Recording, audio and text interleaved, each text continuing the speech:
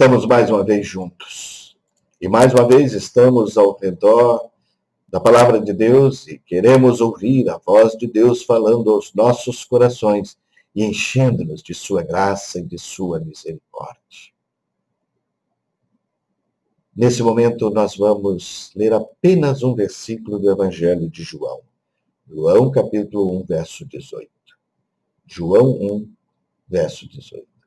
Ninguém jamais viu a Deus. O Deus unigênito que está no seio do Pai é quem o revelou. Ninguém jamais viu a Deus. O Deus unigênito que está no seio do Pai é quem o revelou.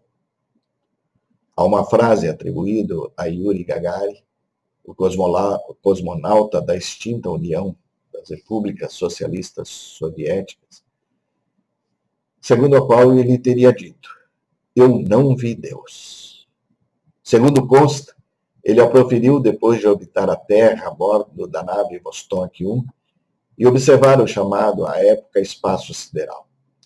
A frase é atribuída pelo fato de que pairam dúvidas se Gagarin de fato a tenha proferido. Historiadores dão conta de que a afirmação fora uma inserção do governo nas falas do cosmonauta, uma espécie de propaganda estatal, atitude que se justifica por conta do contexto político de 1961, quando a União Soviética e os Estados Unidos viviam o auge da chamada Guerra Fria. Desta forma, em contraposição à fé em Deus, sempre muito presente nos Estados Unidos, um cosmonauta soviético dizer que tinha ido ao espaço e não tinha visto Deus era considerado uma oportunidade ímpar de marcar ponto positivo na disputa pela soberania mundial. Assim pensava o Politburo, órgão máximo do Comitê do Partido Comunista. O fato é que, ironicamente, a frase repousa e se fundamenta em um alicerce bíblico. Ou seja, não há nada de errado na fala atribuída ao Yuri Gagarin, pois, de acordo com João, capítulo 1, verso 18, ninguém jamais viu a Deus. O Deus unigênito que está no seio do Pai é quem o revelou. Ao longo de toda a história bíblica, nós vemos homens e mulheres relacionando-se com Deus. No entanto, nenhuma dessas personagens, de fato, viu Deus face a face. Ninguém o encarou, literalmente. É o caso de Moisés, que no alto do Monte Sinai, ele pediu a Deus para ver a sua face e ouviu como resposta: não me poderás ver a face, porque nenhum haverá e viverá. Êxodo 33, 20. Ao longo dos meus aproximadamente 33 anos de ministério pastoral, eu tenho presenciado muitas pessoas numa busca sincera, porém pouco sábia, de tentar ver a Deus. Perguntam eles: onde ele está? Onde o vejo?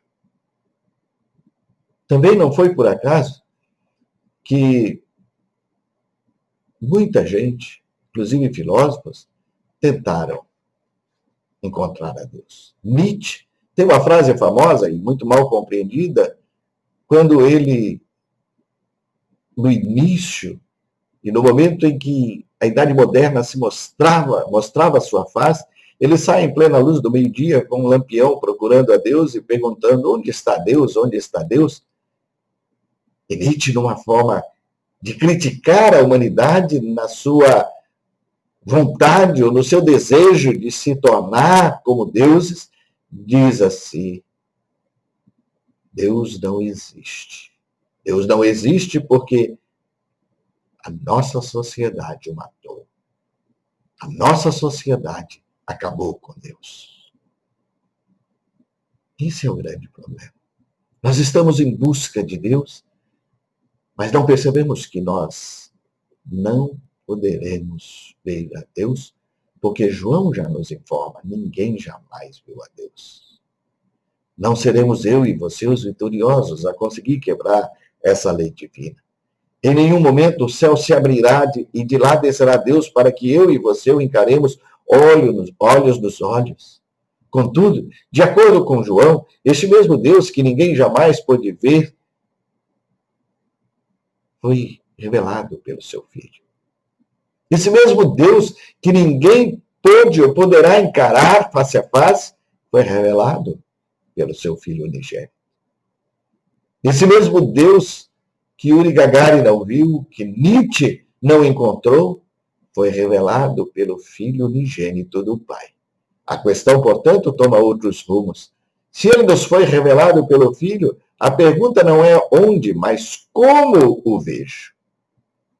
Armand Colley, um professor clínico de psiquiatria do Harvard Medical School e do Massachusetts General Hospital, escreveu: nós podemos ignorar, mas nós não podemos fugir da presença de Deus. O mundo está repleto dele. Ele anda incógnito por toda parte, e o que é incógnito nem sempre é fácil de penetrar. O verdadeiro trabalho consiste em lembrar de prestar atenção. Eu vou repetir o que disse Armand Colley.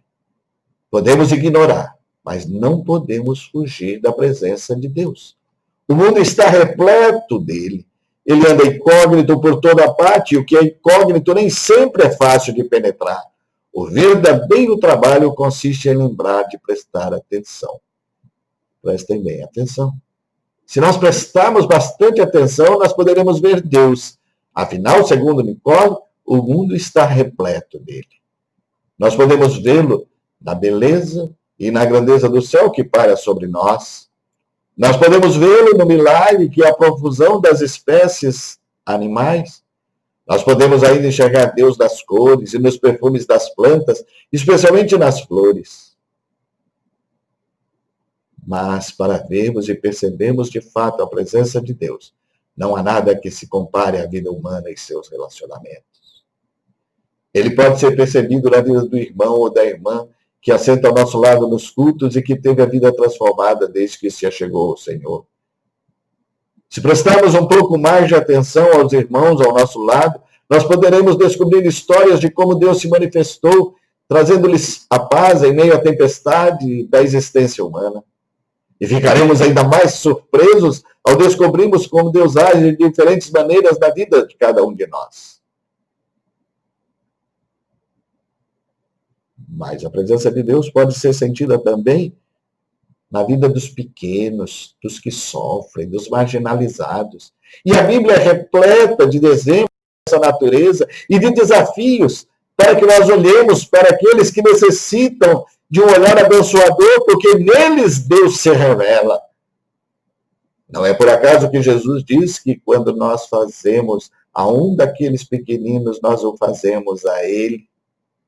Quando nós damos água a quem tem sede, pão a quem tem fome, quando nós acolhemos o necessitado, nada mais estamos fazendo do que observando a presença de Deus, batendo as nossas portas, para que sejamos trabalhados por sua graça. Esta é uma realidade que nós precisamos aprender a conviver. Esta realidade é uma espécie de promessa bíblica. E assim, se alguém está em Cristo, é nova criatura, as coisas antigas já passaram e eis que se fizeram novas. A presença de Deus também pode ser vista e percebida em nossa própria vida. Se nós prestarmos atenção, nós perceberemos que no momento em que mais precisávamos, pessoas foram usadas por Deus para nos ajudar. Foram gestos, foram palavras, todas elas provenientes das mãos dadivosas de Deus, que usou anjos que estavam na terra para nos abençoar.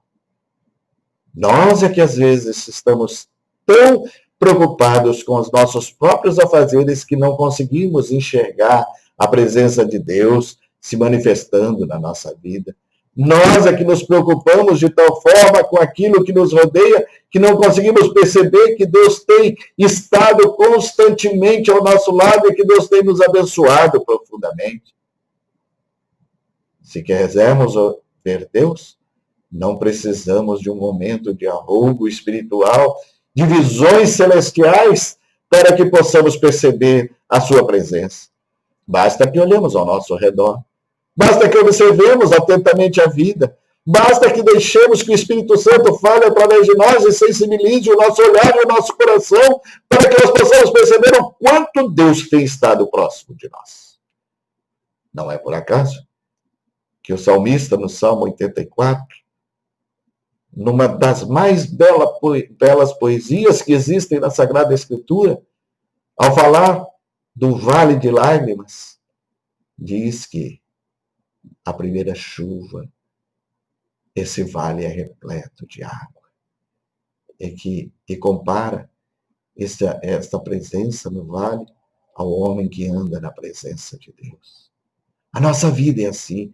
Muitas vezes Deus está tão próximo de nós, mas nós não conseguimos perceber porque os nossos olhos não nos permitem enxergar a água que está bem próxima de nós. O salmista, ao se referir ao vale de lágrimas, fala de um vale que aparentemente árido, tinha escondido bem próximo da superfície mananciais de água. E o errante que por ali passava e não tinha conhecimento disso, morria de sede, sem perceber que a água estava próxima. Muitas e muitas vezes é assim que acontece com a nossa vida. Nós estamos muito próximos de Deus e Deus está muito próximo de nós, mas nós é que não conseguimos enxergar a sua presença. Nós é que não somos sensíveis à sua presença. Com certeza não foram poucas as vezes em que, em meio a uma situação difícil, e quando menos esperávamos, pessoas foram enviadas por Deus para abençoar-nos. Pessoas foram enviadas por Deus para oferecer uma palavra de conforto, para oferecer atitudes amorosas. Nós podemos ver Deus. Não da forma como muitos estão buscando. Nós podemos ver Deus nas coisas que se manifestam ao nosso redor. Por isso, basta olharmos com atenção, pois o mundo está repleto de Deus. Basta olharmos com atenção, pois Deus está presente na nossa vida, caminha conosco.